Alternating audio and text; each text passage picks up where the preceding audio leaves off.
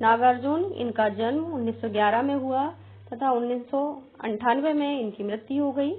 नागार्जुन की रचनाएं युगधारा 1956, सतरंगी पंखों वाली 1959, प्यासी पथराई आंखें 1962, भस्मांकुर, तुमने कहा था।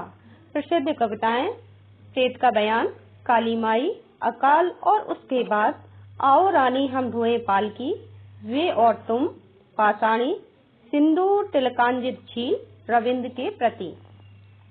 नागार्जुन के उपन्यास रतिनाथ की चाची, बलचन्मा, वरुण के बेटे, दुखमोचन, कुंभीपाक। अनुवाद मेघदूत, गीत गोविंद तथा विद्यापति पदावली का।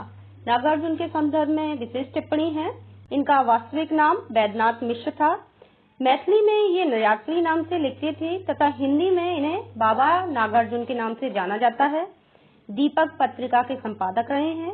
बौद्ध धर्म में दीक्षा लेकर नागार्जुन नाम ग्रहण किया। प्रगतिवादी काव्य के सशक्त हस्ताक्षर हैं।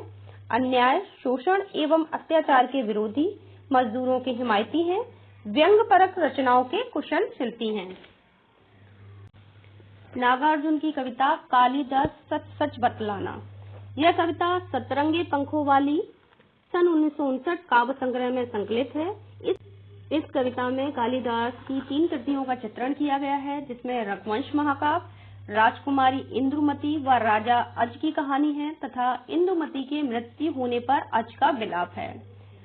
दूसरे कुमार संभव से है, जिसमें शिव और कामदेव को भस्म किए जाने वाला तथा रति का विलाप है। तीसरा उनका मेघदूत खंड काव्य से है, जिसमें अज की गाथा तथा वर्षा ऋतु में प्रेमिका की याद आने पर मेघ को दूध बनाकर भेजने का वर्णन है। कविता कवि की भावुकता के साथ साथ उनके सूक्ष्म चिंतन को व्यक्त करती है। संस्कृत में शब्दों के साथ साथ आम बोलचाल के शब्दों का भी प्रयोग हमें इस कविता में देखने को मिलता है। नागार्जुन की कविता अकाल और उसके बाद। अकाल और उसके बाद कविता सन 1952 में प्रकाशित हुई थी। यह कविता सतरंगी पंखों वाली में संकलित है। मानवीय संवेदनाओं के विभिन्न पक्षों की कहानी काफी अच्छी तरीके से इस कविता में दिखाया गया है। ये 8 पंक्तियों की कविता है। प्रथम 4 पंक्तियों में अकाल के समय की स्थिति और अंतिम 4 पंक्तियों में अकाल के बाद की स्थिति का दृश्य है। यह हिंदी के शयन छंद में लिखी गई कविता है। भाषा बोलचाल की भाषा के निकट है। प्रथम 4 पंक्तियों में कई दिनों तक तथा अंतिम 4 पंक्तियों में कई दिनों के बाद की आवृत्ति हुई है। अब आपको बादल को घिरते देखा है कविता। बादल को घिरते देखा कविता नागार्जुन की युगधारा जो सन 1953 में आया था काव्य संग्रह में संकलित है। इस कविता में प्रकृति का अति मनोहर वर्णन किया गया है, जिसमें उन्होंने बादल को केंद्र में रखा है।